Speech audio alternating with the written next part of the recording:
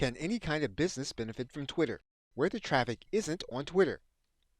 Because what makes the news and popular press are viral and widely circulated tweets, it's easy to assume that the only people benefiting from Twitter are celebrities and popular people. And while celebrities do get a lot of attention on the platform, that doesn't mean that there isn't traffic there for other kinds of businesses. If you can find a very small and engaged audience on Twitter who like what you say and do, you can develop a consistent benefit. That means that instead of devising strategies to go viral, you can fit your Twitter activity into the rest of your business disciplines.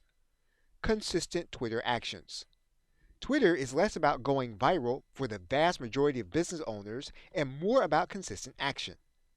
Business owners trying to reach their target customer will typically post to Twitter multiple times a day. What's important is understanding what the platform does for you and how it actually works. Once you know the basics, you can begin to explore some of the tools the platform makes available. These are tools that connect your current business, marketing, and promotional activity to the platform. Twitter's tools. Twitter has a number of tools that you can use to reach your customers in the way they like to consume content, and in the way that you or your company best create it. Whether you are better with text, audio, or video, Twitter can help you to be effective in your communication.